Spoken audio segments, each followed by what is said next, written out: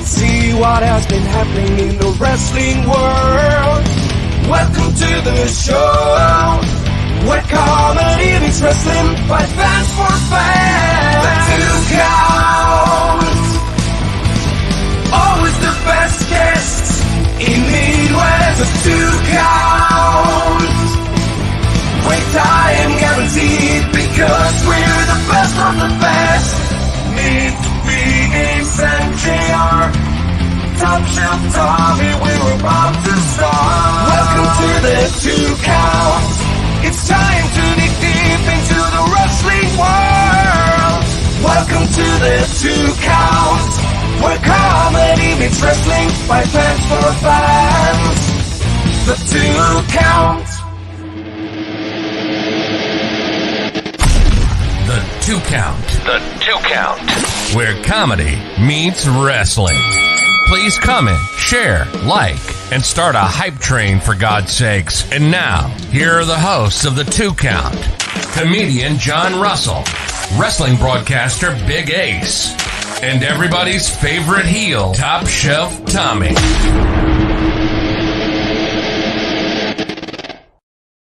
Happy Tuesday, everybody. You know, I was just watching that intro and I thought to myself, you know, when we get that new intro from Nerd D, I'm going to have to do a whole new video part of it. Possibly. It won't match with the other one. Yeah. We could just have him go all out and be like, hey, man, you want to make a music video too? I don't know what's going too far on this one, man. Nothing's too far. So it's a lovely day out. We hope that all of you are happy. We have a fantastic guest. Do we? Yes, we do. And I don't know. I'm not with it. But anyway, I'm gonna throw it to Tom and have Tom introduce him tonight. Well, hell, there you go. You guys have known that we've been involved with Iowa wrestling for a long, long time now. This is one of the standouts in the Iowa scene and, you know, gaining fame and fortune throughout the upper Midwest. He is the lone diamond, everybody. Give it up for Jaxon King. There Awesome. it is. And by the way, what the hell did you do there? I don't know. I hit something by accident. There we go. Now, wait a minute. No. Wait, hang on. What are you doing? Whoa! That was No gross. one wants to see all of that. There we go. That There we was go. so gross. It was. You could see every ginger fucking pore. That was gross. Oh, Tom, What the so fuck, gross. y'all? By the way, Jackson, thanks for joining us tonight, man. Good to see you again. I know. Thank you guys for having me. I always love getting the chance to come on this thing. So, and one of the only. This is he the first or is he one of the only three-time guests? Only, well, the Him only and Petey. other. Has Petey been on twice with you, Tom? Yes. Okay, so then, yeah, Petey has been on 3 times. So Okay. wrestlers-wise, yes. Yeah. You and Petey, Downtown Petey Brown, are the only 2 that have done a third guest spot on our show. We don't count Tim Nella, and we don't count Whitney McAllister, and we don't count Nerd D because, well, they're just part of the show. looks like I have a record I got to go after then. There it is, No. buddy. Speaking of Tim Nella, what's up, buddy? Well, Look, man. before we hop in here, because I know we were going to talk about a few things, and we're also going to talk about WrestleMania. We were kind of talking about that before we got on here about how it got announced for Vegas, not Minneapolis, and why we think that might be. We don't know for sure. No one does except the people involved, but we'll tell you what we thought. But I also got this sense, so Tim, since you're in here. Side eye.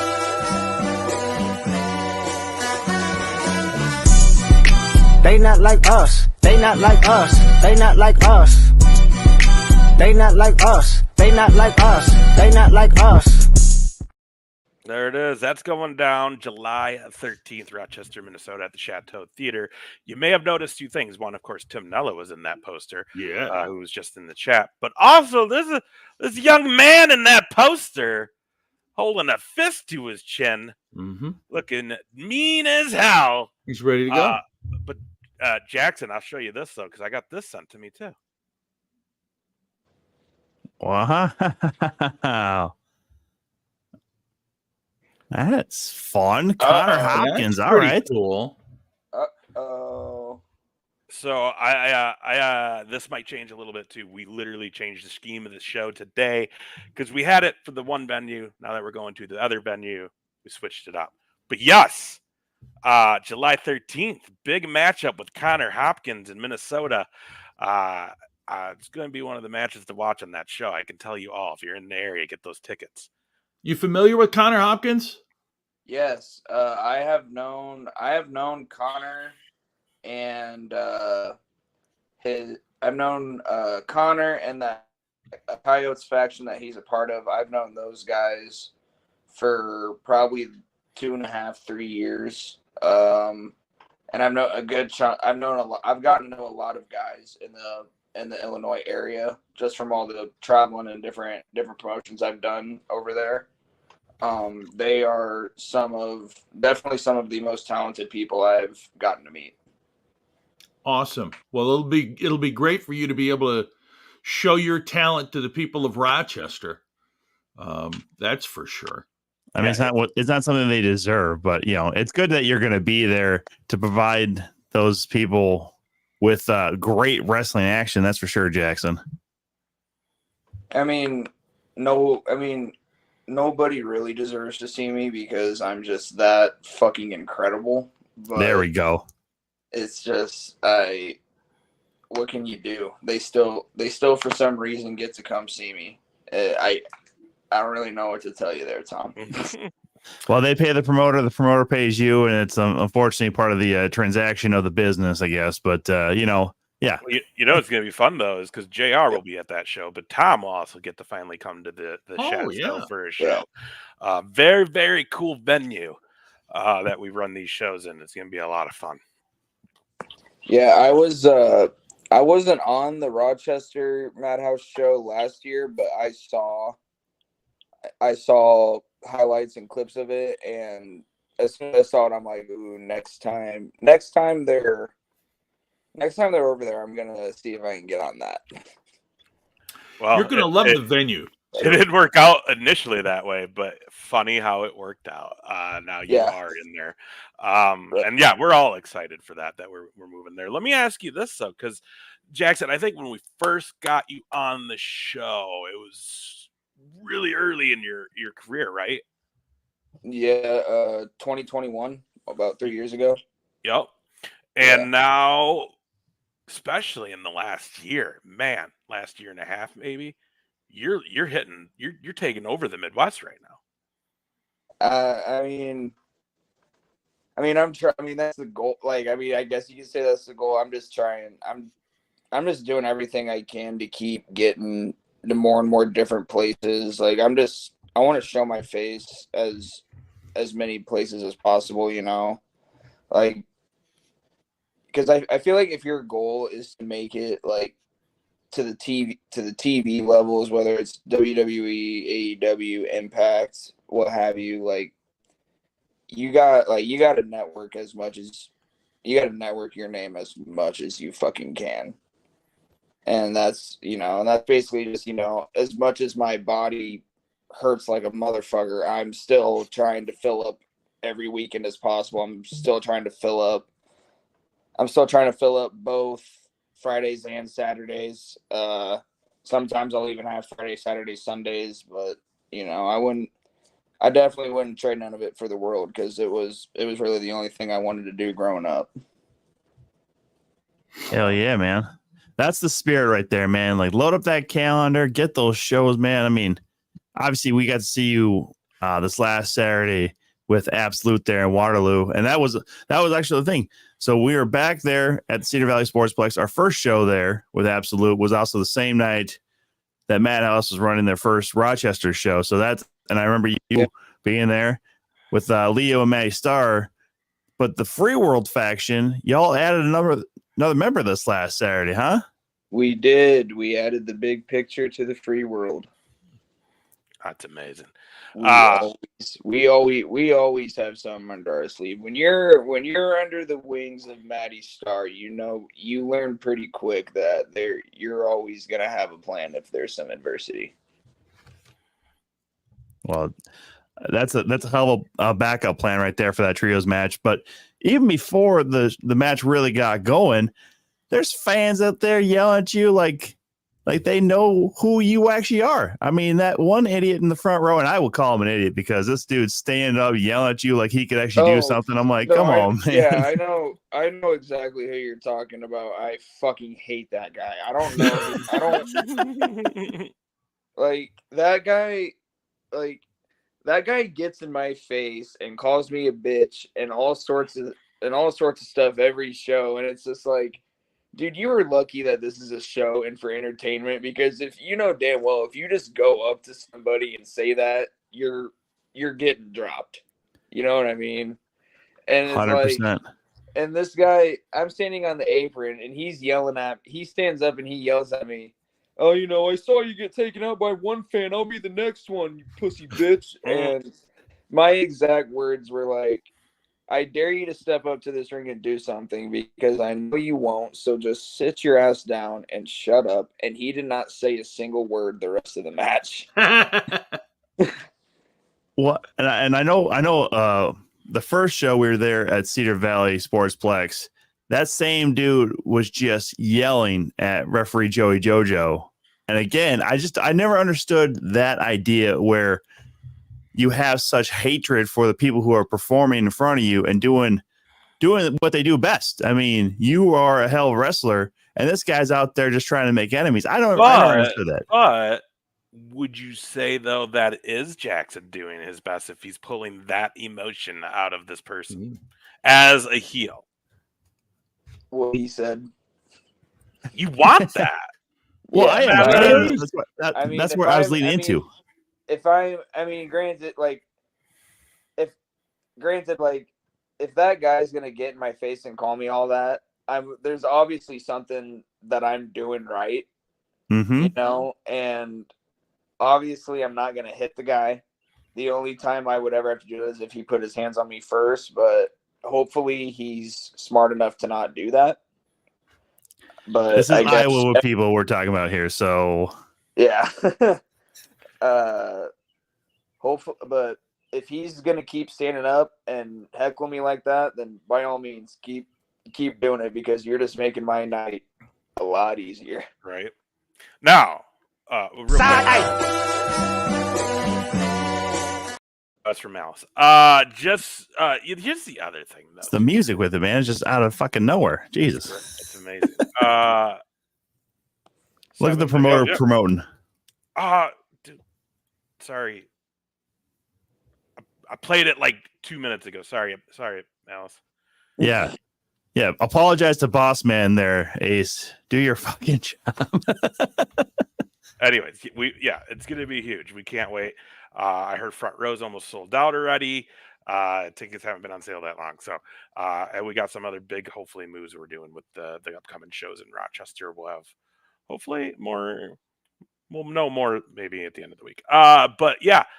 Anyways, what I was gonna say though, Jaxon, is like, here's the deal. Like, yes, that is amazing, and just to touch, because you mentioned what the guy had said to you. If there is anybody who's actually in the crowd and they really do think like, I'm going to test this, first of all, you are an idiot, and second of all, you will get dealt with, and obviously, the video of you and Fowler from a few weeks ago blew up for a couple days there, and it was kind of the talk of the indie world. I do want to say, watching that video and knowing you, anyone who commented on that, trying to say that Jaxon didn't do anything or whatever, first of all, go fuck yourself. And who was it? Was it Bully Ray that maybe said something to you, said something about you online? Because if so, fuck you, Bully Ray. Because here's the deal. Jaxon King is a legit kickboxer, and you fucking dummy, you Bully Ray. You are much more the times his size. So, like, shut up. Like, here's the deal. If you watch the video, like, he wrapped you up immediately. And, there wasn't a lot of time for reaction. You're letting Fowler know, like, hey, we got someone hopping in. It's about to go down. You get wrapped up from behind. And that was about it. Like, dude's lucky that was about it. Yeah. But again, if anybody was commenting on those videos being like, well, the little guy that got picked up, fuck yourself. Fuck yourself, fuck yourself, fuck yourself. I just wanted to get out there. I mean, it is what it is. Like, people are gonna take what they got from the video, and I can't, ultimately I can't do anything to change anybody's opinions. Like, I know I did the right thing. Everybody that was there that night knows I did the right thing and knows I handled it the right way. And all of my mentors, people that have helped me, all told me I did the right thing. So I'm really not that worried. The whole Bully Ray thing, like, did it suck to see? Yes, because I've always been a Dudley Boys fan, but it's just like, if that's how he feels, that's how he feels. And if he wants to put out his opinion, then put out your opinion. That's really all I can. Wow. Without said, fuck the man, Badger. I thought we were tight, dude. Well, so he said you did the right thing, and then he's over here. Yeah, after and then Free World. Immediately turns heel. Yeah. I mean, don't get me wrong. It was real hard to call your match on Saturday with him screaming in my ears and stuff too. So, like, dude, I'm saying. I had my entrance and I'm up on the apron and I'm talking shit and I look over there and I see him with his hands and wrists taped up and I'm like, wait, what's happening? Badger's ready to fuck upset. This is true, Mike. This is true. I'll say it. Great again. point there, Mike. Ray. Devon, class act. Bully Ray, go fuck yourself.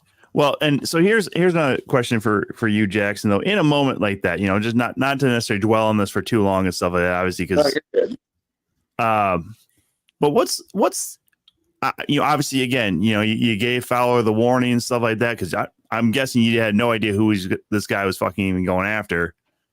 Like, what's the first thing that popped in your head in that moment, though, as far as like your focus and stuff? Yeah, I mean. So, like, I'm just doing my typical, heel stuff that you guys have seen me do a billion times. And there almost hasn't, and like we were talking about earlier, there almost hasn't been a show, whether it's in Iowa, APW, Rugged, anywhere. Like, if I'm a heel on a show, there almost isn't a time where there isn't a fan in the crowd that yells at me that they could kick my ass. And every time that they've yelled at me, I've always told them to do it because you would think that these grown-ass adults yelling that know that at the end of the day, this is a show and we're entertaining and having fun. So when that guy, the other thing was that wasn't even that guy's seat. That guy was a general admission guy that came up to the front because he was pissed. But when he basically yelled at me that he was going to fight me and I told him to do it, he actually, when he jumped over, I was just kind of like, I just kind of froze. So I'm like, oh, wait, this is like legit this time. This guy's dead ass.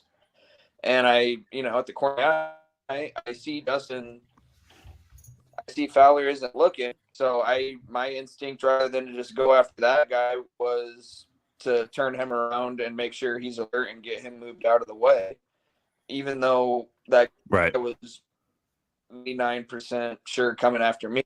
But I felt rather than just to go right after him, it was I thought the right thing to do was just to get him alerted and turned around, because it's also like when we're in a small town that doesn't really have a lot of cops / security, what have you.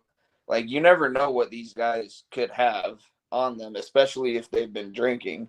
So it's like, if I would have just went right after that guy and Fowler's back is still turned and he had a blade on him, that could have been a really bad night. Right. So it's just like, and it's also, I shoot fight, so I can take a fucking punch, if not more. So I also was fully prepared to take a couple blows if that was the case. Because it's also like, even though I could have easily ruined this guy's life, I still, at the end of the day, we don't want anybody to walk out of the show hurt, even though a lot of guys were giving me shit for not making sure that that guy left in a bloody mess, because the guy obviously deserved it. But it's just, the way I look at it is, if they get the cops at this show because of what happened, regardless if it was our fault or the fans' fault that started it, they could still say, well, this isn't really a safe deal, so we just need to be done with the shows. Yeah. So our thought was just diffuse it, get this drunk guy and his friends out of here, ban them, never let them come back, and then that's it. And the guy even reached out the next day and apologized and accepted his punishment. So now there really isn't anything to worry about. And Really? he even gave the okay to the fuck around and find out t-shirts. Oh, that's hilarious. So All right. in the aftermath, when the video came out and you saw it, obviously, Yeah. did your phone blow up because people are like, oh my God, you got to see this? And B, then what were you feeling? In other words, were you like, oh shit, here we go? Oh, dude, it was terrible. It was without a doubt top 5 most overwhelming things I've dealt with in my whole life, not even just in wrestling. Like in wrestling, that was easily the most overwhelming so far. But like at the end, like when it all kind of settled down and my phone wasn't getting as blown up, like the shitty thing was, as soon as it started to calm down, the Bully Ray tweet came out. So then it blew up a little bit more. Few days go by. I hadn't heard a word about it. The guy shows up at Mania. Immediately I'm getting all these jokes, and then kind of since then it really hasn't been anything, luckily. So yeah. Well, to move on to something a little bit different, though, too, again, you were just at Absolute Pro Wrestling this last Saturday, and we had the announcement this last week as well. They're going back to the Forte Center in Des Moines, and the news is you and Jimmy Wild will be the main event that night. How excited are you for being able to actually headline the Forte Center back there in Des Moines? Home show right there for you, right? Hometown show. Yeah. When Prentice got a hold of me and told me what was going on, I basically just told him, look, I'm in. Let me know how I can help. And ever since that, like front row's already sold out. Hell yeah! Just to get that out there to people that are watching. So if you haven't gotten tickets yet, like, do it. September is a ways away, but I think there's maybe just over 22nd row.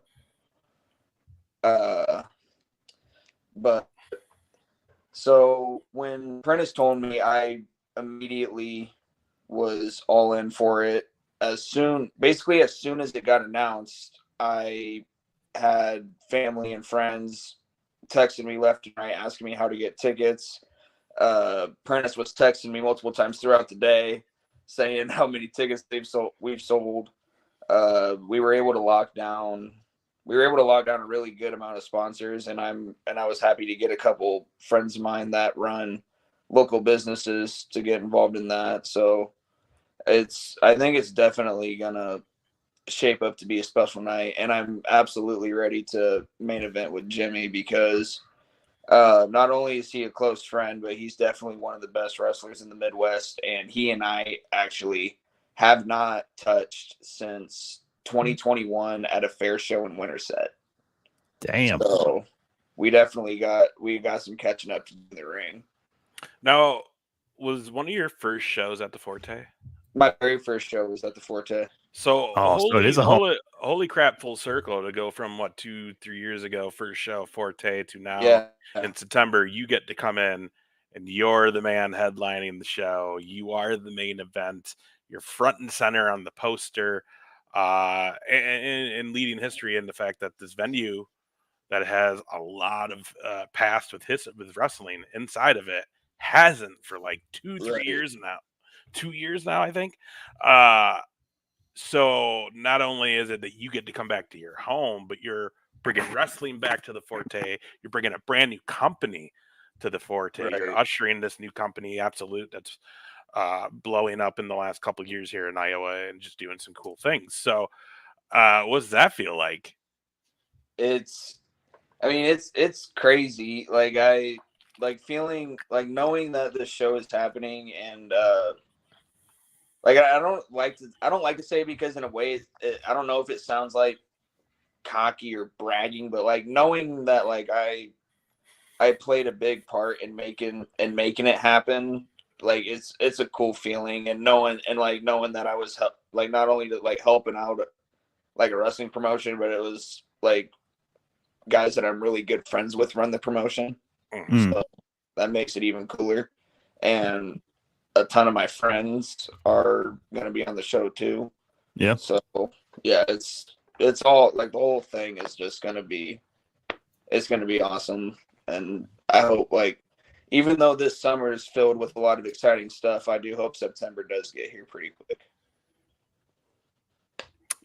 Yeah, I'm kind of in the same boat. There's some cool stuff happening this fall, but I'm also like, but I don't want to skip through summer. Let me ask you this though: we have a full circle moment there, but you're still very young. You're still very early in your career. Yeah. What are a couple of the big goals that you were trying to hunt down next?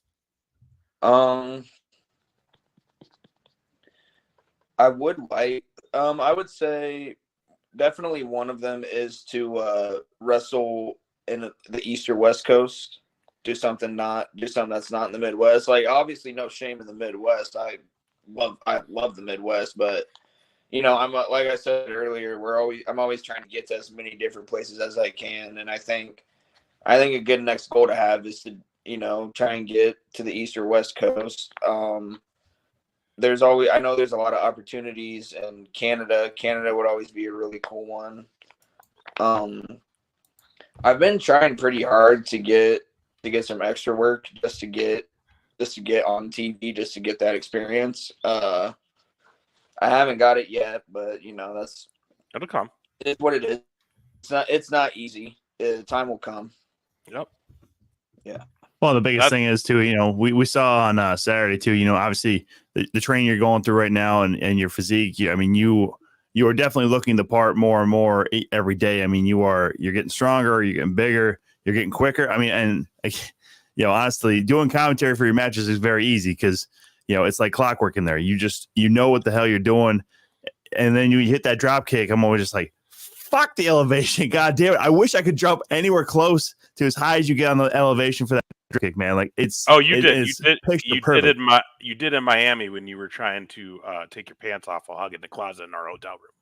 I didn't jump. It kind of looked like it. Yeah. That's a whole nother story for a different time, Jackson. Don't mind him. But no, I mean, honestly, man, like it's always hard to maybe take some compliments, especially considering like, you know, we are. Come on, man. Jackson. That was the aftermath, Jackson. Come on, man. Why? Fucking just. I'm gonna start going through here and start. Oh, what the fuck? Oh, he just left. He's Go like, ahead, Adam J. Did you see that, Jackson? Yeah, I saw it. Yeah, that was the aftermath. Sorry. That was the next We're morning. sorry to see that. After Tom tried to go through the floor of our hotel room. Listen, it was a fine drunk morning. Whatever, just fucking fuck off, Ace.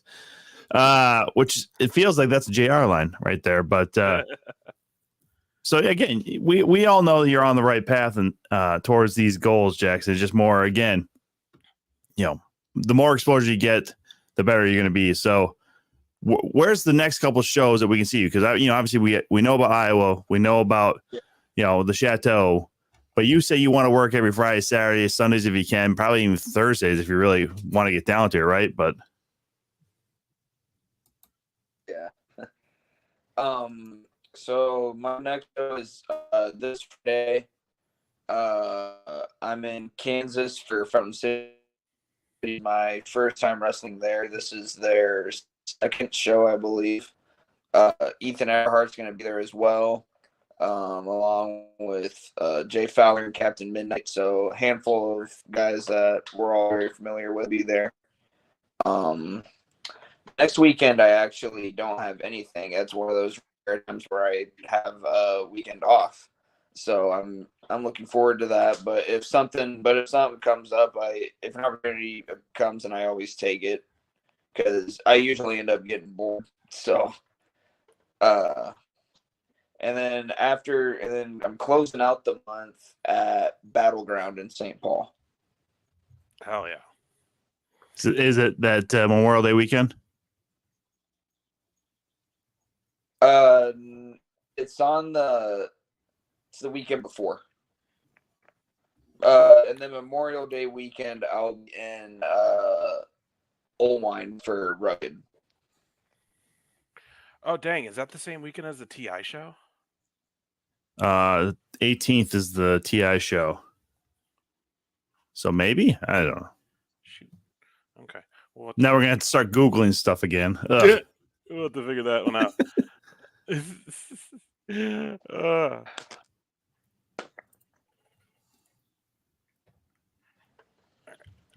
Yeah, no, that Battleground is. So I got to see Jackson with Luke Raven. Oh gosh, I don't even remember how long ago this was. But we went up to, I can't even remember the venue. It's in St. Paul. I know that. And saw Battleground and got to see Jackson with Minnesota's own Eric Cannon. And that was a fun little time to get to watch him. Was that a triple threat? Was there a third guy in that? Yeah, it was Connor Hopkins. Connor. There we go. Yeah. So yeah, that was an impressive time. That was actually an impressive show too. I think Josh C was on that, a couple other people, Brandon Gore, Mike Hartenbauer. Yep. Gosh, who's the lifeguard? I can't remember him. It's Shane Black? Shane Black was there as well. Yes. It was a pretty stacked show though. We had a good time. Oh, and also, wow, Bill was there. Our good friend Bill was there. Yeah. So got to see him. Yeah, man, it's cool to see you coming up and doing stuff in Minnesota and seeing all these other places that you're hitting. You said Kansas, Illinois. What like, do you have anything that's out of the Midwest already yet that you might have on the radar that might happen this year?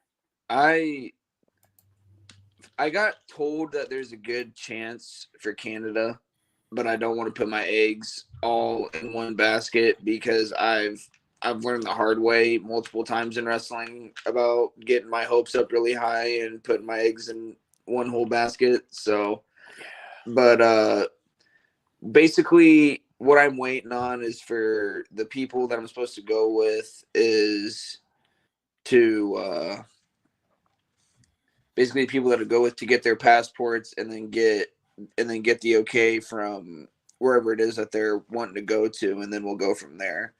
Nice. But I really want to like a bucket list place for me to wrestle is Vegas, because like the environment in Vegas is just so fun, and I'd love to spend a weekend in Vegas, and then like getting to wrestle there would just be like a huge deal for me. Start calling around, man. You got WrestleMania there next year, so just start calling around. Yeah. Every indie's going to be looking for people, dude. Absolutely. And I know that's definitely something that you guys are going to be talking about here in a little bit. Oh yeah, not talking about, just straight up raging about. Probably it's fine. It's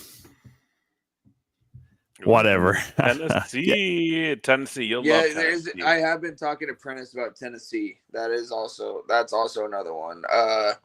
There was I was supposed to go to Tennessee with them last year for SummerSlam, but I went broke, so I didn't go. But dude, Tennessee is gorgeous, beautiful state, cool cities. You'll have a good time when you make your I've heard Tennessee. I've never heard a bad thing about it. I've heard Tennessee's a really good time. Yeah, it's dope. That'll be cool, man. See you get down there. The triple threat king. Who were you in the triple threat with the Hall of Fame last year? Remind me, because I don't. It was Zay, AK, and Shank for the Extreme title. There we go. Okay.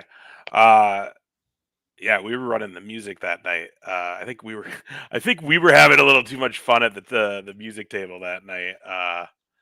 Yeah, we were having. We all have too much fun Hall of Fame weekend. That's okay. I know. Coming up again too. We'll be down there, I guess, doing sound again. So guys, get your tickets for that in July. What is what is some of the never mind. I lost my question, guys. Yeah, it happens.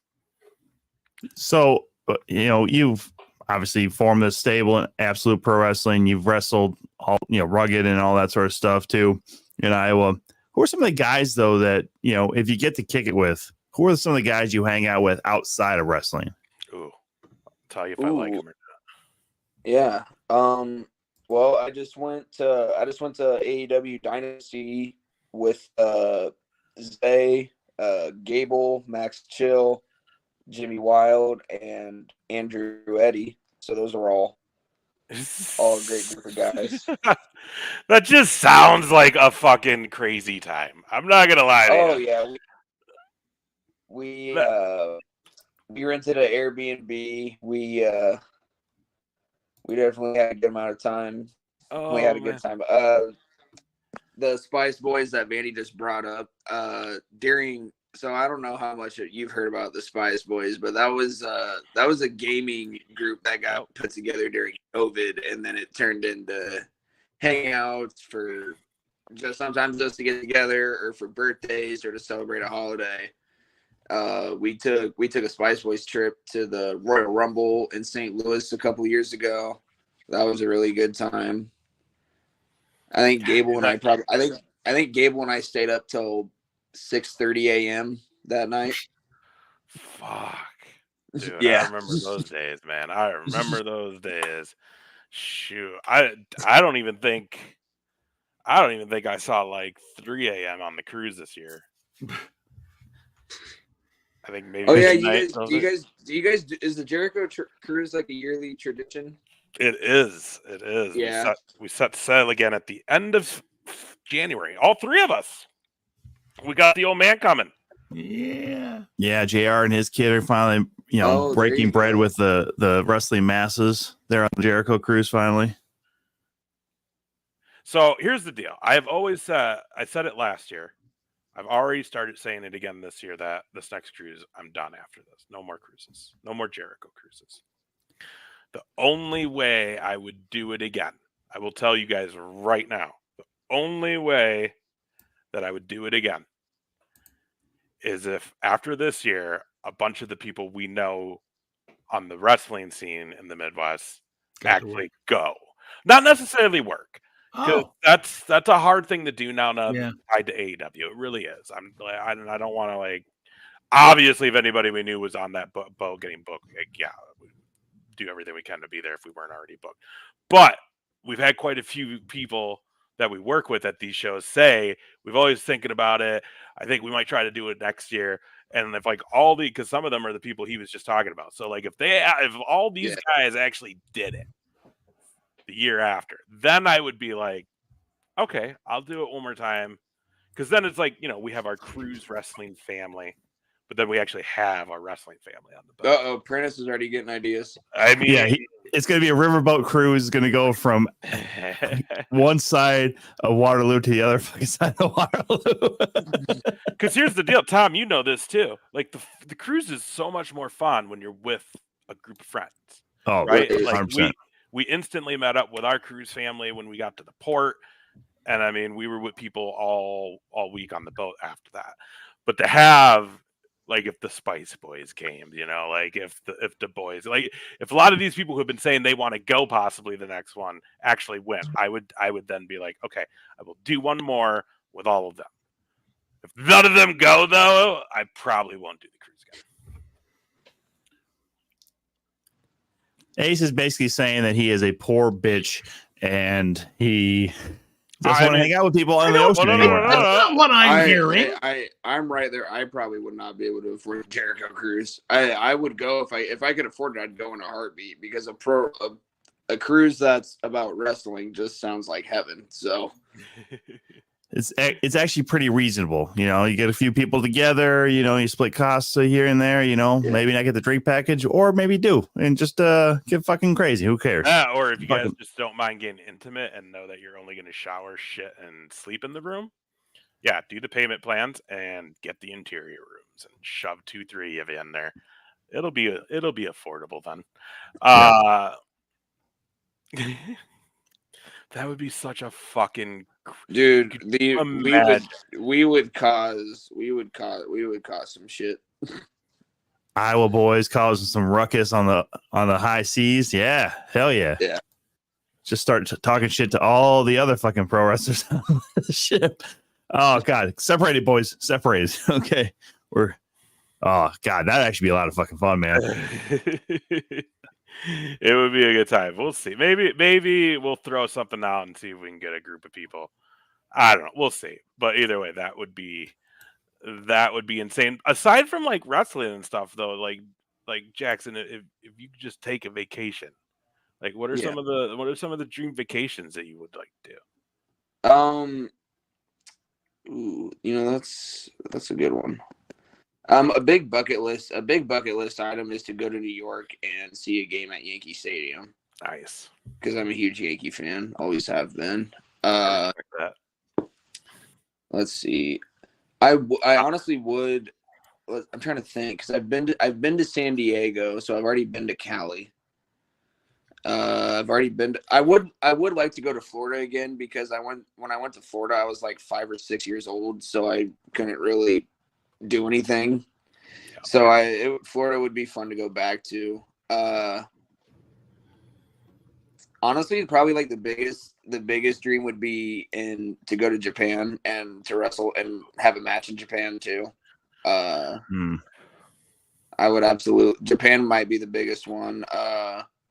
I think my mom and I have talked about trying to get family to go to Mexico. Nice. She did that with her parents when I was in high school. So I was in school, so I couldn't go. But she said it was awesome, and they want to go back. So I would say those are probably some of the best spots I want to go to. I would like to go back to Vegas now that I'm actually old enough to get in everywhere. Because when I went there for SummerSlam, I was only 19, so I could only do so much. Okay, but you went to the stadium though, right? Yeah. How dope is that place? Yeah, that place is huge. I've only been outside it. Yeah, no, inside is crazy, and they only had like 3/4 of it. They had a quarter of it like closed off. They didn't even fill up the whole stadium for the event. So, but they obviously will for WrestleMania. So I'm anxious to see what it's going to look like completely filled up. Assholes. But no, the thing was though, that was when we went. That was actually, I'm pretty if I remember right, that was the first ever anything held in that stadium because that was before football season. So I don't think there was any football games there yet.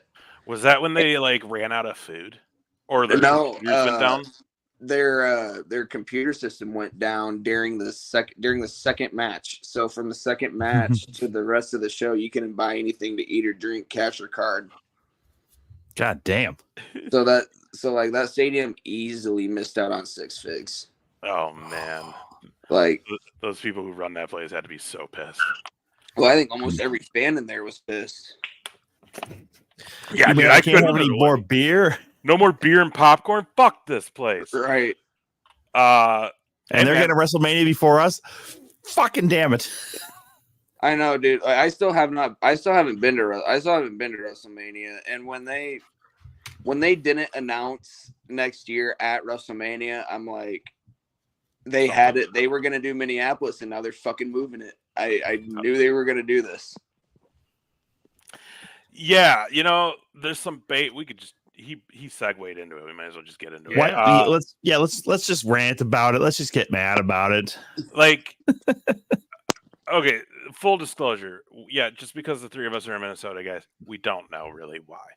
Yeah. But we have a good idea. And here's the deal. It's all politics, right? So, like, obviously they're going to church it up. Like, the gal from Minnesota is now saying, well, we're still talking to WWE. We're still hopeful to have an event here in Minnesota. Yeah, not WrestleMania, though. Right. We're gonna get a fucking SmackDown. Yay. We have Raw coming in July, but like, let's be honest, we're maybe we'll get a SummerSlam or maybe Survivor Series. I don't think they would do the Rumble here. January is just a shitty time to be in Minnesota. I don't think they'll ever do it here. Even though US Bank would be cool for that too, but whatever. I mean, we kind of touched on it last time, but how there's just no way in hell that's at least half of the reason this didn't happen was because of the Uber Lyft situation in Minneapolis and St. Paul and the Minneapolis mayor being a fuckhead. There is just no way. Because again, there's been 40 manias. And in that time, they've never, at least in recent years, meaning like the last like 30, they've never waited this long to announce where it was going to be. Never. Right. In fact, they were like doing 2 at a time a few years ago. So something happened. Something happened. Here's the thing. First of all, I'll point this out because I'm not a fan of Jacob Fry's, but it wasn't his fault. It's the city council that rushed all this shit through with Uber and Lyft. Okay, so the mayor had nothing to do with it. Oh, see, I thought they voted against it and he overturned them. No, he just voted along with them because he overturned it before, but then just now is like, all right, fine, I guess we're all on the same team here, guys. Well, then, okay. The state is still trying to remedy it, but then yesterday, my understanding was that the state made a recommendation, didn't even talk to Uber and Lyft. So Uber and Lyft are now even more pissed, but that's regardless. That's, I think, one part of it. I think another part of it is the situation with Brock.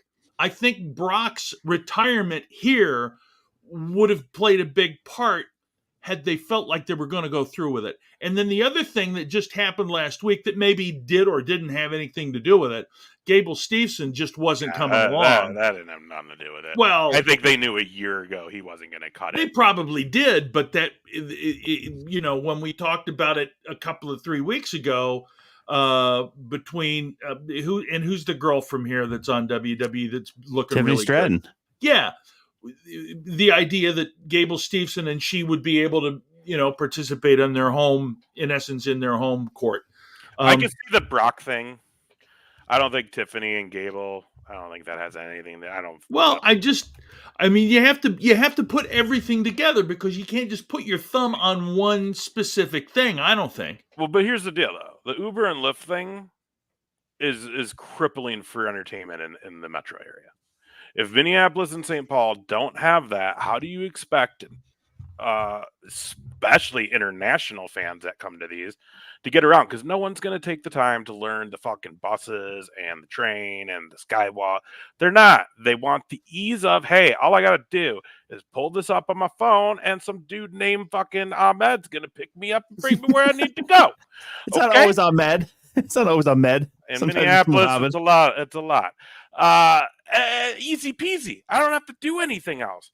They don't have to Google, like, well, if I take this fucking bus and then I go to here, especially because, let's be honest, all the WrestleCon and anything indie would be running in St. Paul.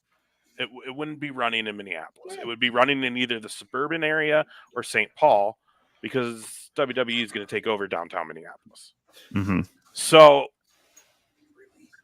that's a huge deal for someone like WWE when they're considering the fact that you have people coming from all over the world.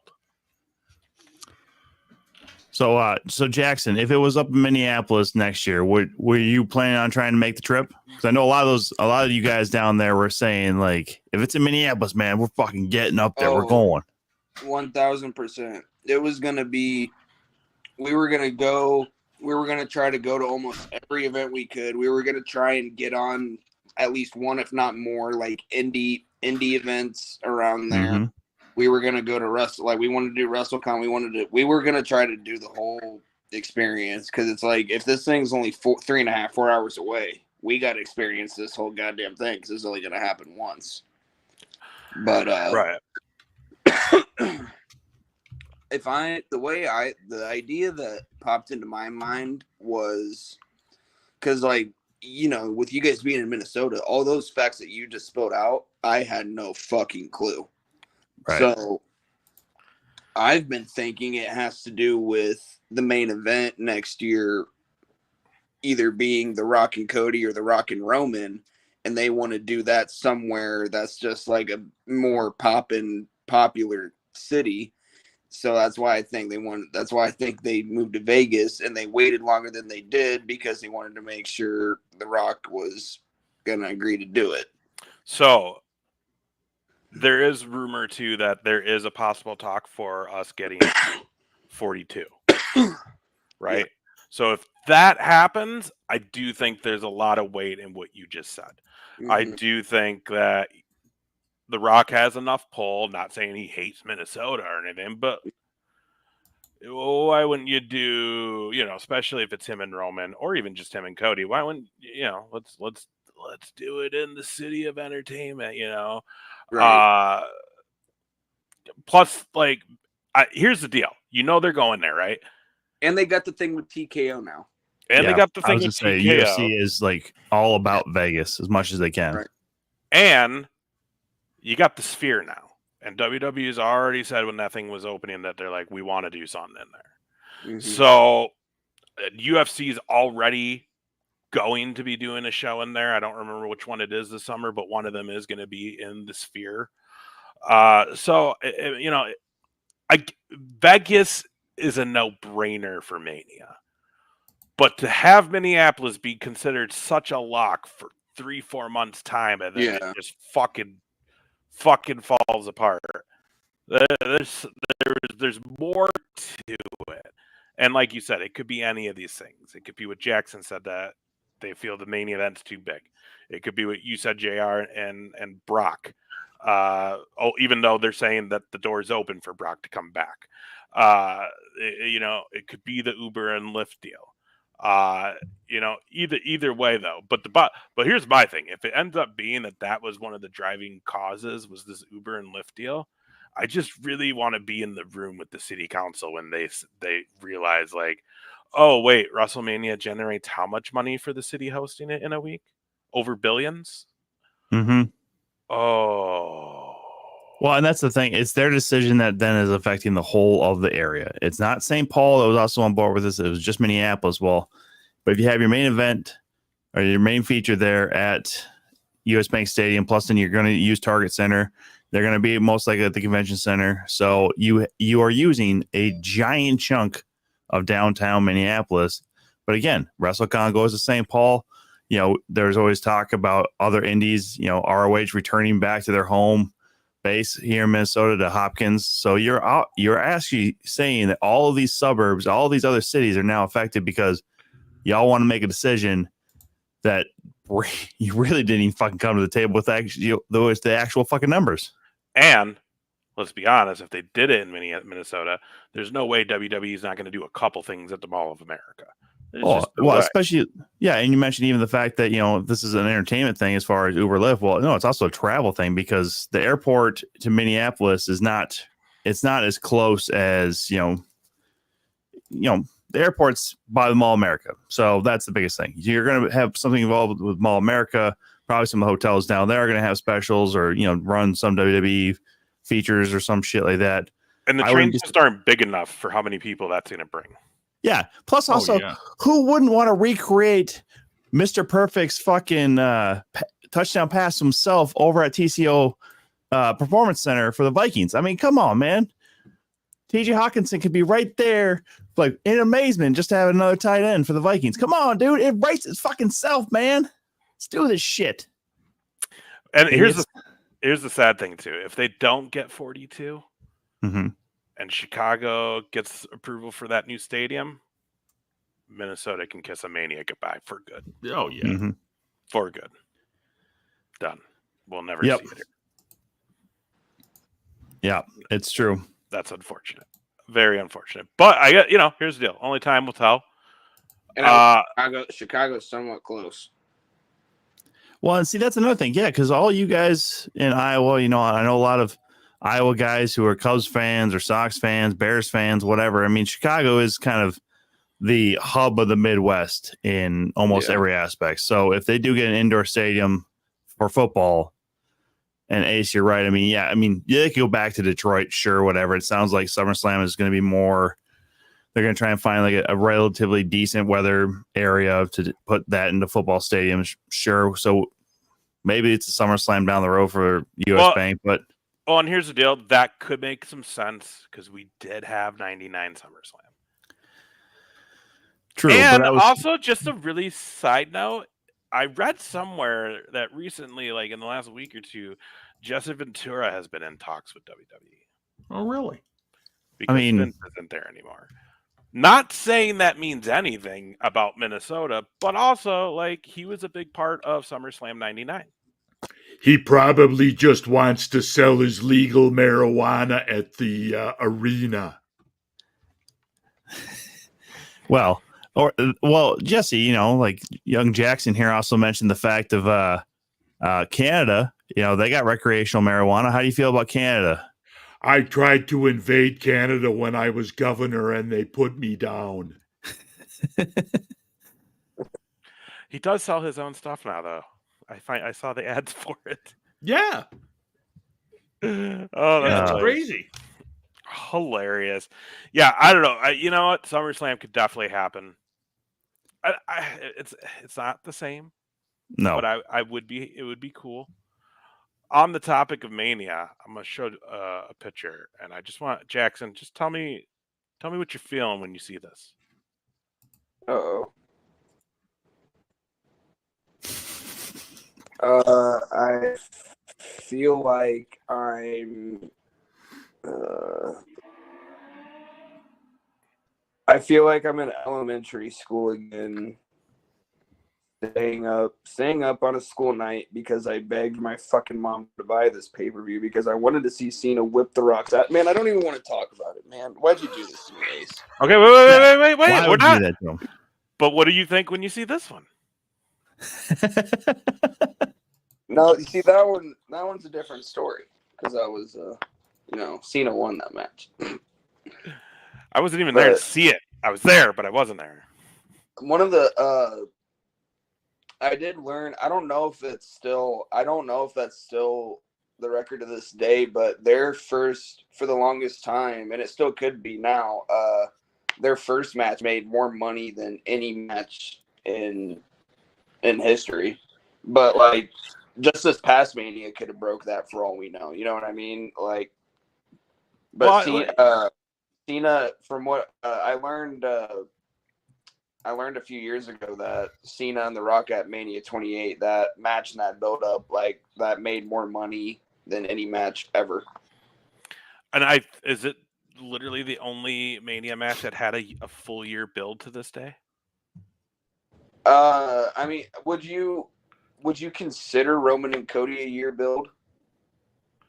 Ooh. Yes and no, mostly because it was solidified at the Rumble again. So yeah, I think that would be the difference. Is like the day after 27, we knew at 28 it was going to be those two. Right. Like there was no question.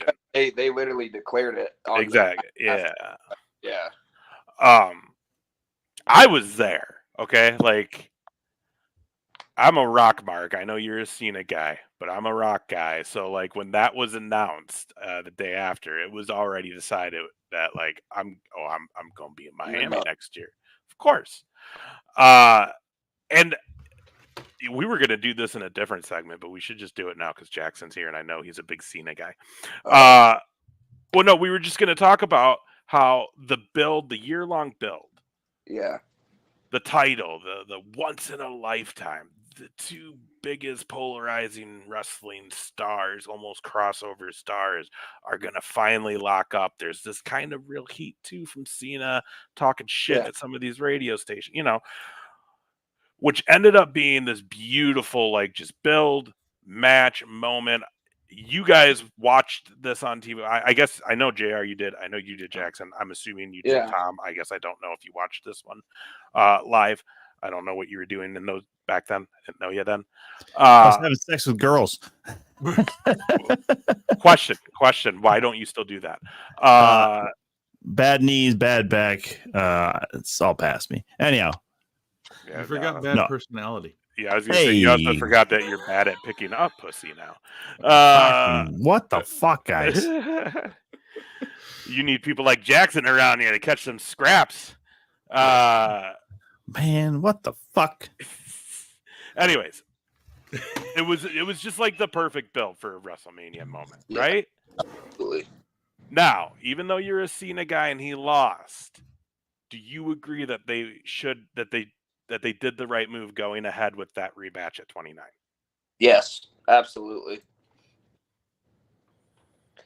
I because it just made like The Rock, if The Rock wins that match, I mean Cena's gotta redeem it, because like he's still like the guy, right after that WrestleMania he has to face Brock Lesnar, and he has feuds with all these other guys, and then The Rock comes back and is feuding with Punk for the title, and then they have Cena and The Rock have a face-to-face right before the Rumble, and then like it was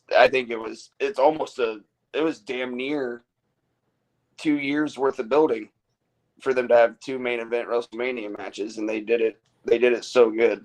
And it was crazy because the second time they went, there was a really good amount of fans that were behind Cena to beat him.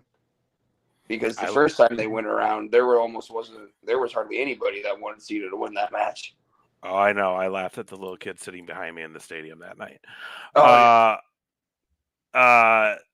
Yeah, it was super mixed in New York. I will admit that going into that stadium that night, it was very mixed crowd for who was going to win that match. Unfortunately, I didn't get to be in my seat during that match and experience the live crowd because the person I was with was a drunken mess, and we had to take an ambulance out of the stadium during the Taker Punk match. So I didn't get to actually experience that one firsthand because I was at the hospital across the street. But I just feel with the billing of once in a lifetime, spicy ketchup equals wingman, that they could have did it on just any other pay-per-view. It could have been Survivor Series, could have been SummerSlam, could have been Rumble. Right. There should have been something left to the once in a lifetime.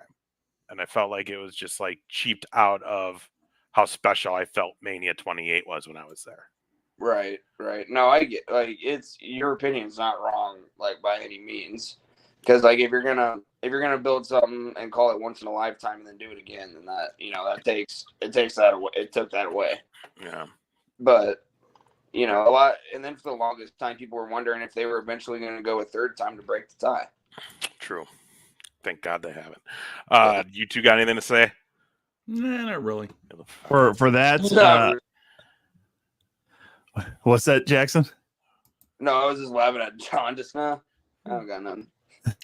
No, I mean, John, he's a ball of energy tonight. We talk about Cena and The Rock all the time, and the once in a lifetime bullshit. I mean, it was the standard kind of thing that WWE loved to do, and they did for a long time. The beating of the dead horse, the trying to squeeze every last drop of something out, even though it was over. They've done that forever. That's been their standard kind of shit. Yeah. Well, and with even with that being said too, and you talk about once in a lifetime, and this is when they were basically the only game in town, right? Yeah. I mean, even AEW hasn't really even gotten close to that level, outside maybe like the first year with all the initial buzz and stuff. But realistically, TNA Impact wasn't really anywhere close to them. You didn't have a lot of other options. Yeah, so it was them. It was them Impact and ROH at the time.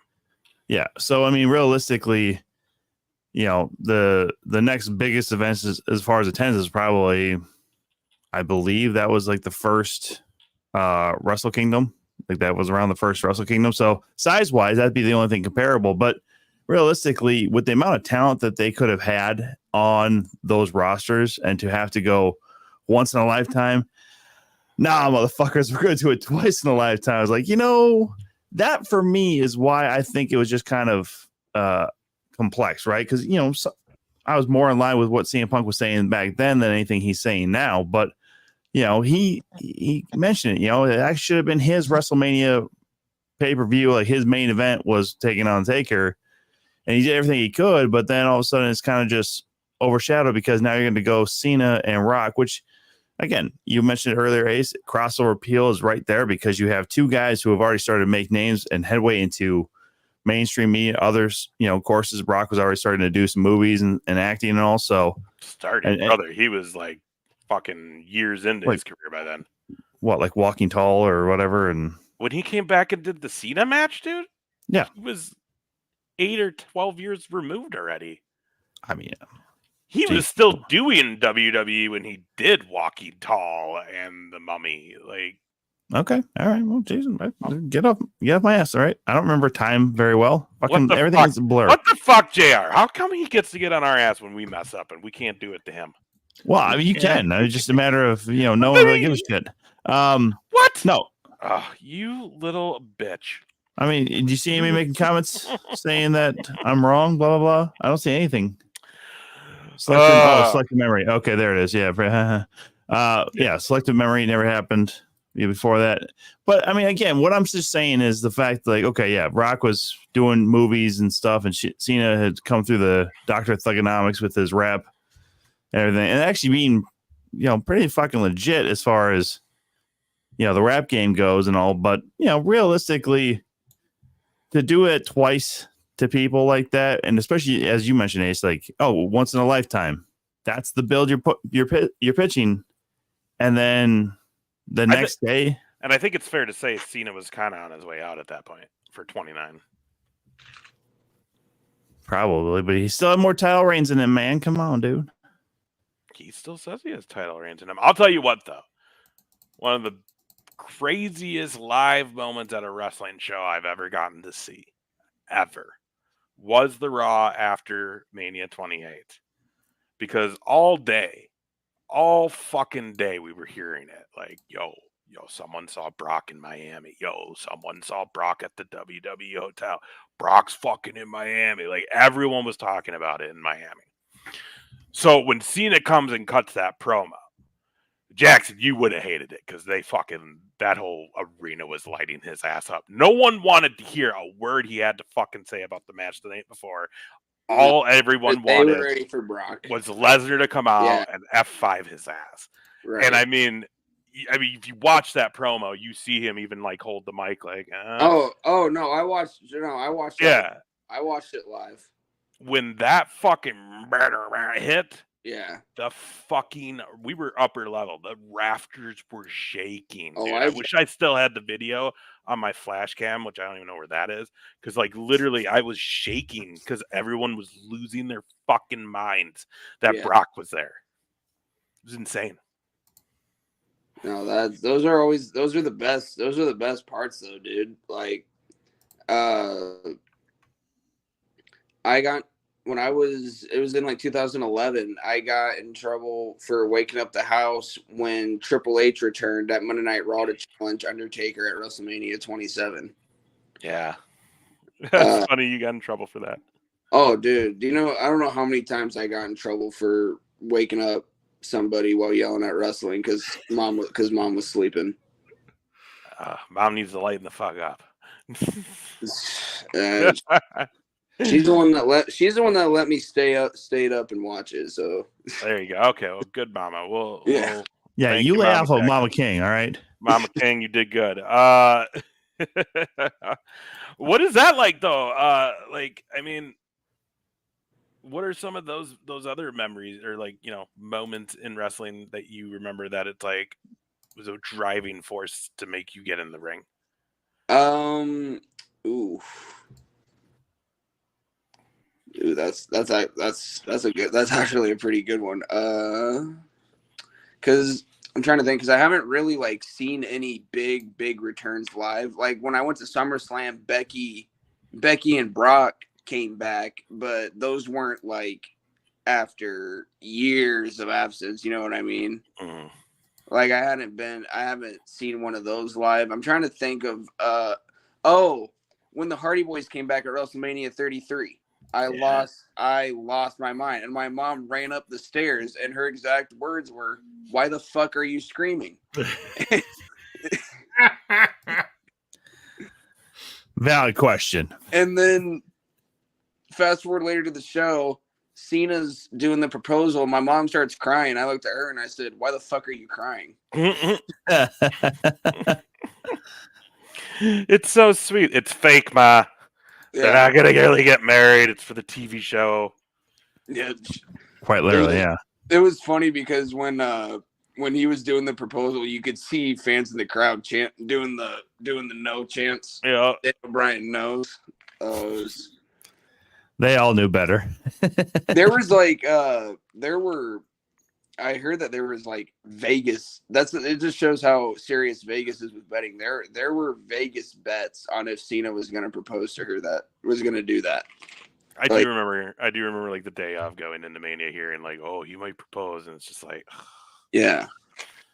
Those are always, like you said earlier, like the ones of or those ones where it's like, yo, what's his name just got spotted. Oh yeah, Brock. Yeah, like when I went to Kansas City a couple of years ago. It was the Raw after Clash at the Castle, and that was Strowman's return, and we saw him standing outside in a hoodie. I mean, granted he was covered up, but like you can tell that it's Braun Strowman. He's a fucking monster. Yeah, and it had been rumored, and we saw him start walking. We saw him start walking around the RV, and then like two security guards like started pushing him back, like no, there's fans. And we're like, oh, well, that's happening. Nice. What? So being a WWE guy, growing up, watching all that. Yeah. Have you gotten to meet any of your like heroes from the wrestling world? I've never gotten to meet Cena.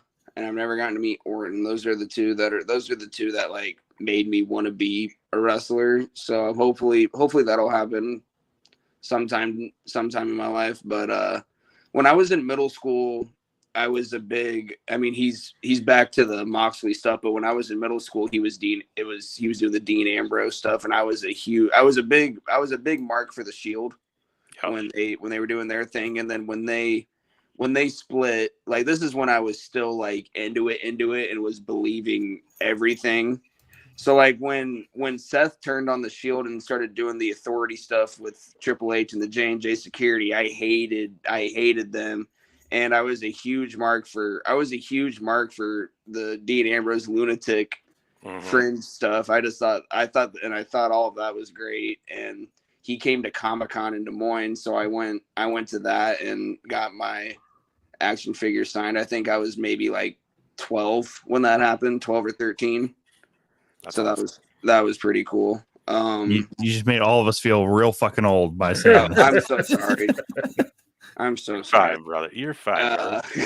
Yeah, JR already admits that he's the oldest guy on Twitch, so like the guys, like my top 5, like if I had a top 5, like I haven't met Undertaker, I haven't met Triple H, I haven't met Shawn. Like those are other guys that are in my top 5 that I haven't gotten to meet. I'm trying to think like who I have met. I've met Kurt Angle. Kurt Angle was super cool. And then like I've met the guys that like Bayless has brought to Bridge City Slam, and I've met the guys that Troy's brought to Hall of Fame. Like this year for Bridge City Slam, I'm gonna have some words for the Boogeyman because that guy legit kept my little kid ass up at night. You better make sure you don't shove no worms in your mouth, bro. That was like the thing. Like that was one of the biggest reasons why I was terrified of him, was because I would see him do that in his matches and it just looked sickening. And I'd be in my room and I would seriously be screaming because I thought this guy was in my goddamn closet. Just waiting. Because I would see all these segments on Monday Night Raw and stuff when you'd open the door and it's a dark closet and there he is. And that stuff used to scare the shit out of me. Dude, I had the same exact thing when I was a kid, but obviously not the Boogeyman because I was growing it up, but Papa Shango. When he first came out, JR, you know what I'm talking about. Yeah. Like I remember one match I was watching, like I don't know, it must have been Saturday at Main Event or something on NBC, where like he's out there with like just a jobber, no name jobber, you know, like a freaking Horowitz or something, you know, and they're in the ring and Papa Shango comes out doing the voodoo, and all of a sudden the lights go out. Right. And then all of a sudden, like fire starts in the middle of the ring, and the lights come back on, and his opponent is just laying down on his back, flat, like he's out, and his feet are on fire. And it was just like, dude, I couldn't sleep the rest of the night.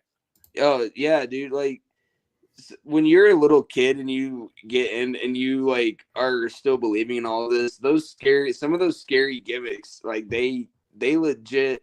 I think the biggest thing with the Boogeyman was whenever he would show up in like the closets and stuff, he would start singing lullabies in a really slow and creepy voice, and then he would do his whole "I'm coming to get you."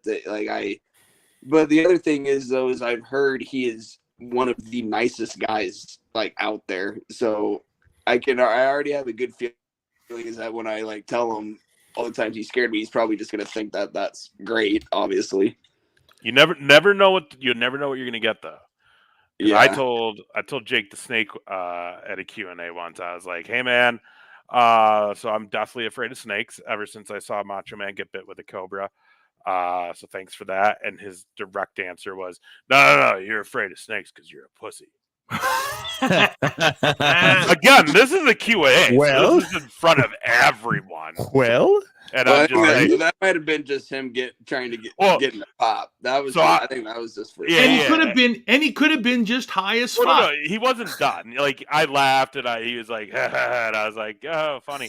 No, I was just curious. Could you tell me more about like how that came to be? And then that's when he went into the whole story about how, you know, Randy thought it was, you know, he got real paranoid and didn't know about, you know, what was going to happen. Like, you know, how do I know that snake has been devenomized? And so the whole story is Randy made Jake get the cobra in the locker room, sit with him in the locker room, and Jake proceeded to let the cobra latch onto his thigh and bite him for like, you know, a full minute or something like that, pull it off, and then like Randy was like, "No, don't move." And he said they sat there for like 40 minutes. While Randy was just like, "Oh, you seem okay, brother. All right. Okay, we'll do the spot." But like he also says though that because Randy made him do that, he beat the living shit out of the cobra in the bag before they went out that night. So it latched extra hard, and you can see it. You can see it if you watch it back. That fucking snake didn't want to let go. Like they had to get help to get the snake off of Savage that night. Anyways, you never know what the superstars are going to tell you. Tell you what, it was something having someone I watched my entire childhood call me a pussy in front of hundreds of people. Yeah. Nice. I tell you what though, nice guy. Because then the next year he came back to the same convention. I ran sound for his comedy show, so I sound checked for him. We went out back and had a cigarette together. Super just. Oh yeah, I kicked it with Godfather at his. We smoked with him outside and got to talk to him for a little bit. He told some funny stories about him and Taker. So he was cool as hell. That dude is tall too. I didn't expect him to be that tall. Yeah, bro. Tall. Is he like a legit like 6'8", 6'9", something like that? He's up there. I don't think he's as tall. Like I know Taker. I tried to do it based off of Taker because I know Taker's like 6'10", 6'11". I didn't think he was that tall, but I think he's got to be at least maybe 6'5", 6'6". So like, he's a big dude. Still very, very fucking tall. JR's over is like, that's only a couple inches tall. JR's like, ain't no big fucking deal. It is a big deal, JR. Punks. But yeah, Godfather, he was awesome. He was a fun guy to hang out with. Dude, that I've heard that from multiple people.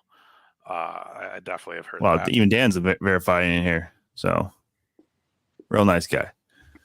But I don't know, maybe everybody's just nice to Dan because he got the fucking wonky hand and shit like that. So maybe, I don't know. Like, what a dick. Okay. Maybe not everybody's nice to Dan.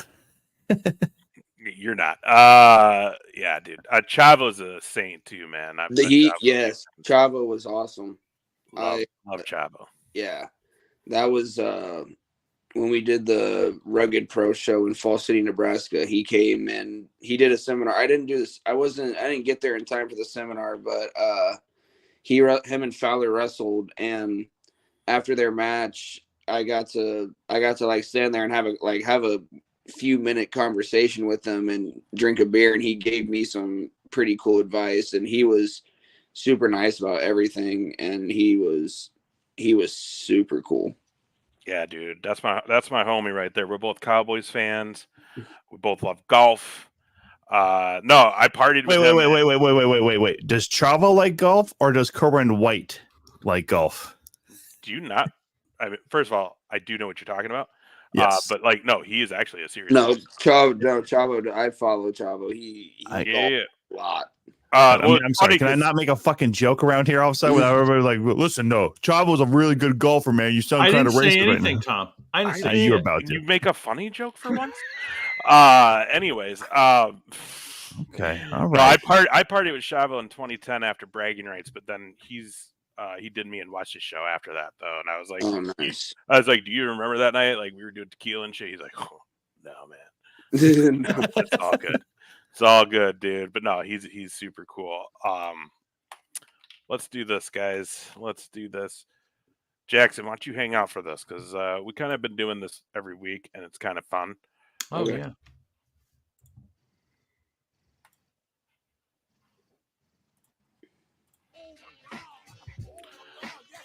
We're going to just watch some fucking YouTube, Jackson. Let's see what we got going on this week on BDWG.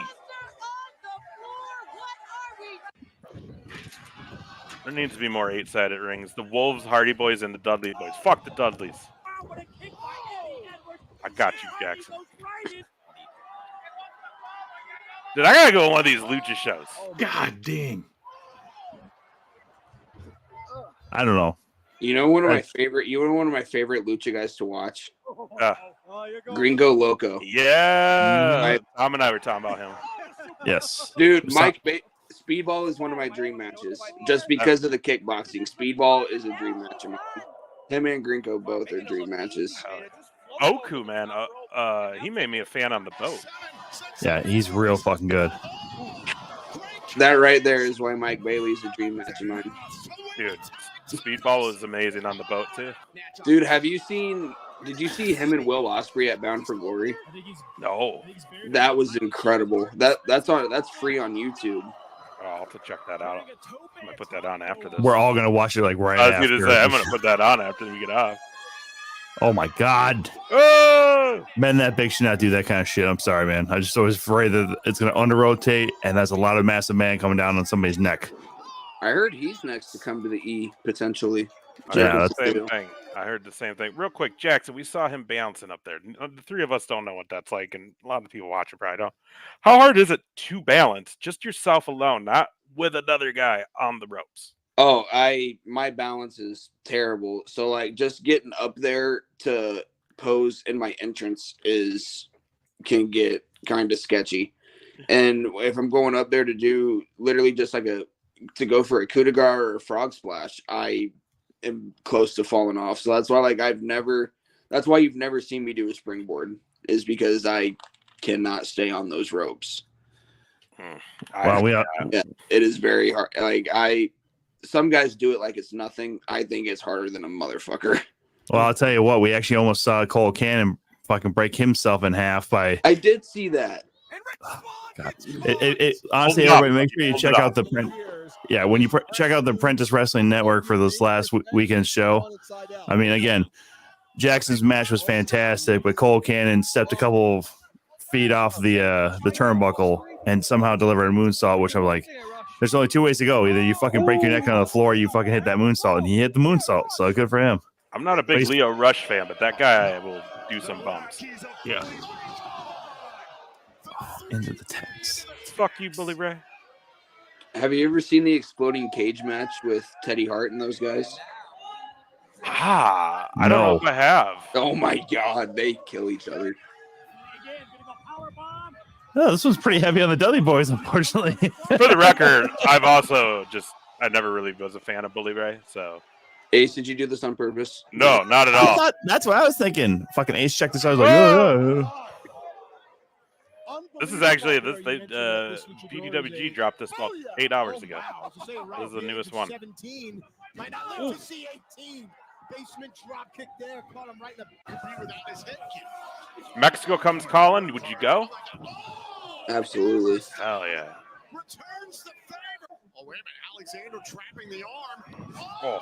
Mexico and Japan are the two like out of U.S. spots I really want to have a match at. That'd be awesome. I would love to go to a AAA show. The ladder stays standing.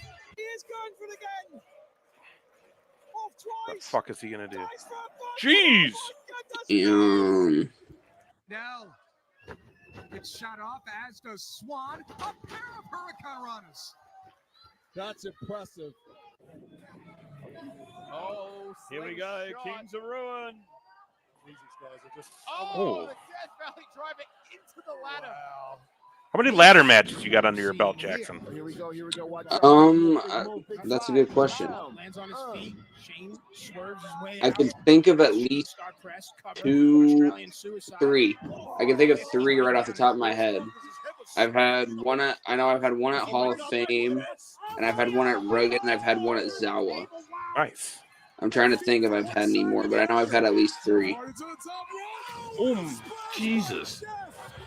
Brother versus brother. Well, that's probably my favorite meet and greet ever was Jeff Hardy. I cannot believe that's.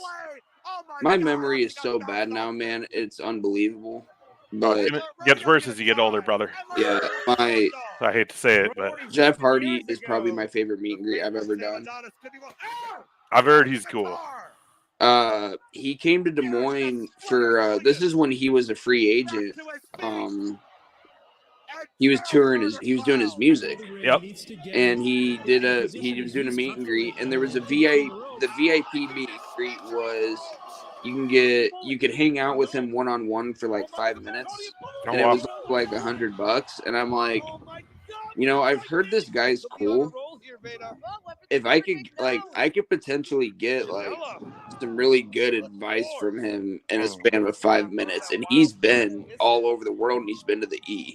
So I go in there, not really knowing what to expect, but like I just immediately dive into it and tell him, I'm an indie guy. I've been working and this was a couple years ago, but I'd been working for however long, and my goal is to make it to where you're at. Like, what should my focuses be? And he gave me so much advice, and I didn't even have to ask him. He asked to watch my stuff, I'm like, wait, what? So like he watched my stuff and gave me feedback. And, oh, that's wild, bro. Yeah, that was unreal. So like, despite like the mistakes he's made and stuff, like Jeff Hardy will always have a special spot for me because he was awesome. That's cool, man. I like hearing that. Tina, that was a stack show they had up there this weekend. You can feel the energy in the room. Teton up top. I mean, it's funny because it's also at Black Sack Brewing. So, puns. They're fucking terrible. Jesus. Oof. Not terrible. Did you see her at Bridge City Slam this year? Yeah, that's right. Great. Grayson. Yeah. What's going on? Oh, where'd she come from? I've gotten to see Vikingo at a few Dreamwave shows, and getting to see this live is crazy. Yeah, he is. Especially when you're with Rinko. Was he on the boat? Yes. Vikingo was on the boat. No. And we've also seen him at First, right? First Wrestling against Gringo Loco. Yeah. I saw Josh Alexander and Christian Rose at Dreamwave a few months ago. Nice. Dude, I love me some Josh Alexander. When he was with Ethan Page in the North, dude, that was a fun tag team. Bring it back. Might. Who knows? I'm surprised Del Rio's still going. Yeah, kill Bully. They all are. Fuck that guy. Fuck that guy. We're not doing that. All right, there's Gringo. There's Gringo. Just as we talked about. Hey, Yes, sir. Love it.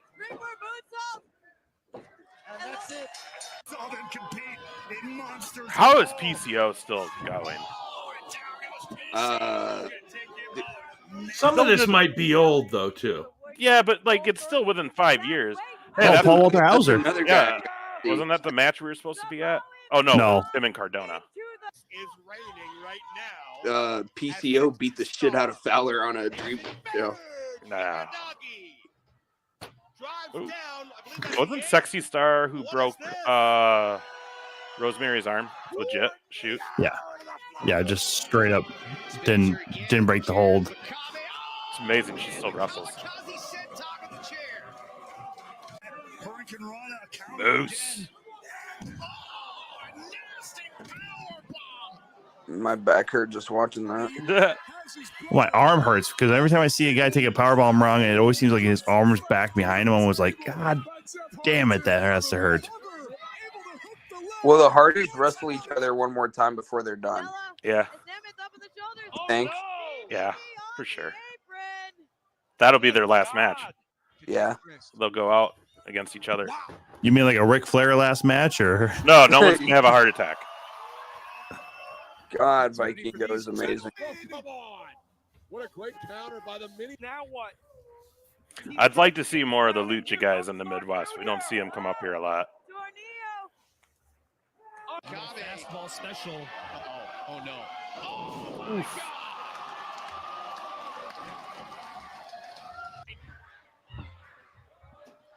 Oh my God. Was this before the match? looks like it's contract signing, right? Catches a boot to the knee. Oh my God! Riddle with the counter, and just folds up Trey McGow. Of course, that's also the thing, right? AR Second night of, second night of WrestleMania is on 420, so Matt Riddle might be a surprise guess. Matt Yeah. Riddle. I doubt it. Yeah, I doubt it too. And it's also Easter that day, isn't it? Yes. I don't get that. Easter or Yeah, like I think you're gonna have a harder. I think you'll lose more people due to Easter than you're gonna lose to the basketball tournament. They don't want to run against anymore. If he does it, oh, that's a lot of weight. Keith Lee just killed himself by coming down that hard on his head. Yes. Do you rather work a bigger guy or a smaller guy, Jackson?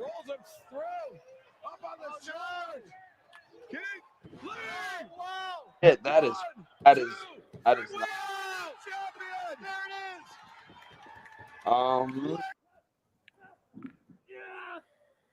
I mean, I guess I'm in a way more used to wrestling guys. I'm not a big guy, but also would get on like what role I'm gonna be. Yeah. So like, if it's water, if big guy, then it would be awesome. Because they would just have to throw them around a little bit, and the crowd would be lit. Like when I wrestled Shank at Steamboat, he gave me like 3 Germans, and his whole hometown was losing their mind. Just going fucking crazy. Oh, Bryce is here. What's up, Bryce? ODB's food truck was at the MAW show last Sunday. I heard it's good.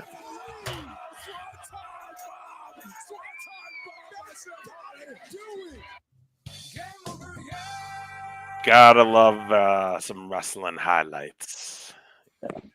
Gotta love them.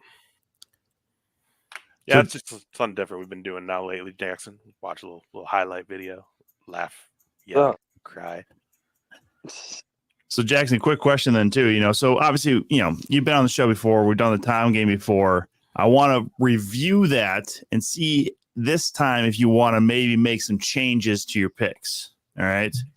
So the last time you were on the show, your original answers were you'd have me as your tag team partner. Good choice. you had Ace as your opponent and you had JR as your manager, would you make any changes after this show? Ooh.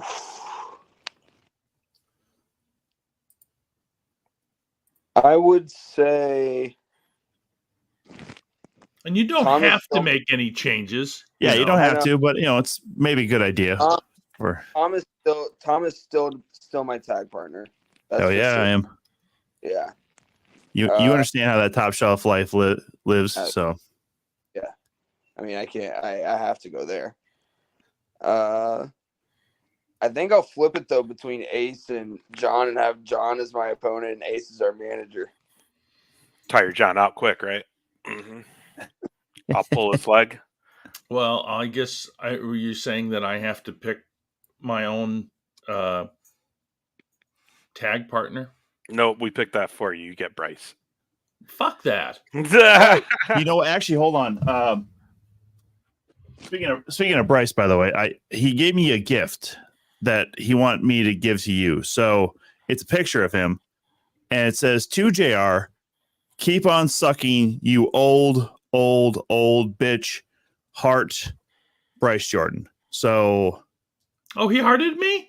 Yeah, so there you go, heart, what a Bryce guy. Jordan, right down there at the end. But again, Awesome. he also called you an old bitch. So next time I see you, I'll make sure you get this photo from him.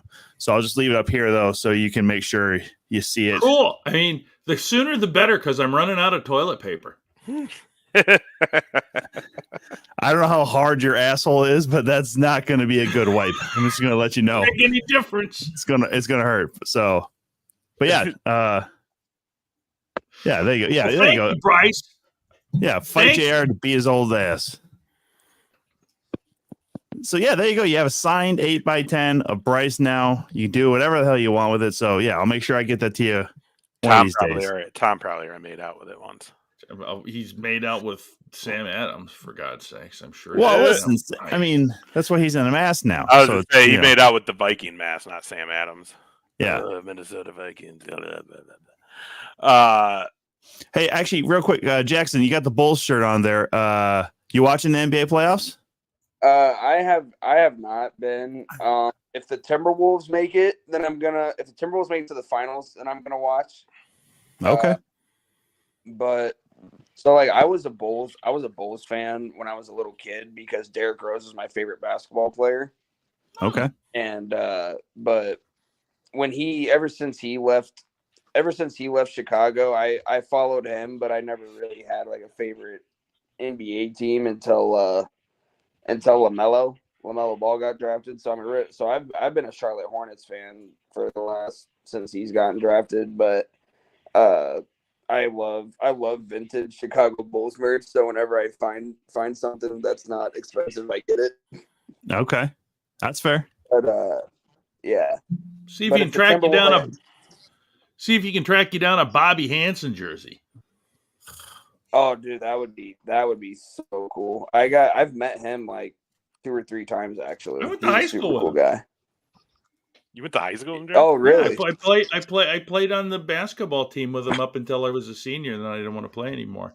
But yeah, Bobby's awesome. One of the cool things about Bobby Hansen was when the tennis shoe company started doing these endorsement deals, he was on the cover of Sports Illustrated, I think. And the reason was because they gave the highest endorsement, which was Kareem, which was some ungodly number, and Bobby Hansen's, which was $20,000, I think.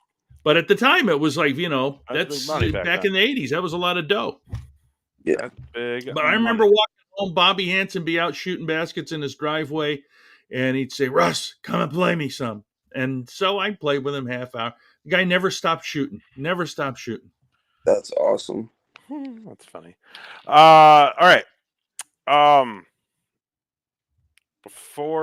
Let's do plugs, and then we'll head on out for the night, I think. Mm-hmm. Jackson, tell everybody where they could find you, what you got coming up next. Of course, real quick, I'll share this stuff again. It's not coming up like super soon, but we'll get it back out there.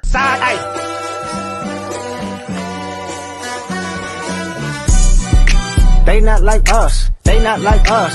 They not like us. They not like us. Madhouse Wrestling, not like us. July 13th, Chateau Theater in Rochester, Minnesota, Peace Plaza. Jaxon King taking on Connor Hopkins.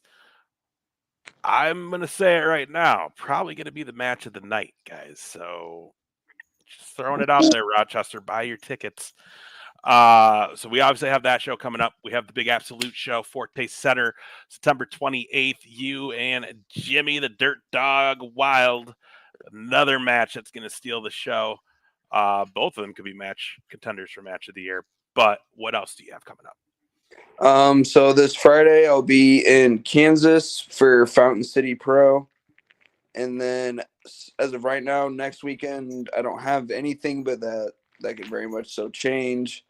And then the second to last weekend, I'll be in St. Paul for Battleground. And then Memorial Day weekend, I'll be in Old Wine for Rugged. There it is. And where can we find you on social media? You can find me on Facebook at Jaxon King, and then you can find me on Instagram at _Jaxon King, all lowercase. Any bookers watching, book the hell out of this kid, okay? Especially because he wants to wrestle in Vegas. Everybody, big future get him right on here. a Vegas show for Mania weekend. That's right. Big future right here. Get in while you can. The Lone Diamond, Jaxon King. Tom, what do you have this weekend?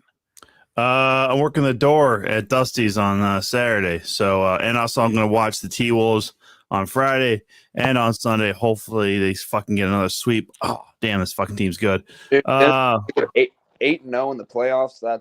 I don't know if that's ever happened. I don't know either, but I mean, if the team can do it after that fucking game last night where they just beat the shit out of the Nuggets with fucking defense. Dude, I just want Luka Garza to get a ring as a Hawkeye fan. Yeah. Who doesn't, man? I mean, that guy, he got points last night. So, I mean, again, you whoop up on fucking defending champs 106-80, man. But I'll be at the bar watching that probably both fucking Friday and Saturday. And I know we got some friends who are up in Zimmerman rolling this weekend, this Saturday with AWF. So Leo, Zay, Ethan, you guys are coming through the city afterwards. Come see me at the bar. I'll get you a fucking drink or two. I mean, I know it's a long way home from there and stuff, but come on, man, it's fucking swinging. JR. I will be in Coon Rapids this Saturday for a lunch and learn training at one of my customers. Show up, say hello. Come on, yeah. Ask for a picture. Stop. What is it? What was the old one? Stop by, say hi. Mm-hmm. Yeah. Honestly, I have nothing. I don't think we have a show again, Tom, and maybe even Jackson until June 15th. June 15th. At least we'll be together. Yep. That's our next time. We'll be at a show. Yeah. Other than that, there might be news about Double or Nothing. There might be a watch along.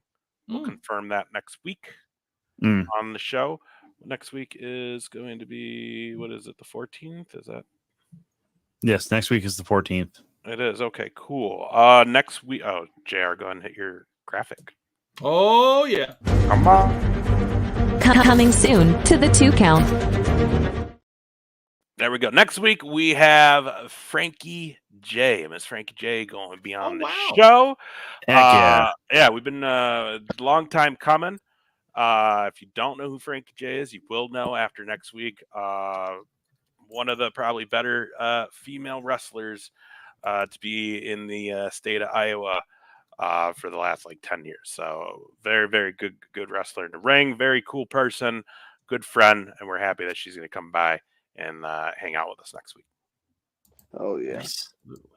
Mm-hmm. Jackson, before we leave, is it going to be Jake Paul or is it going to be Mike Tyson? Mike Tyson. There it is. That's the my man. What we got.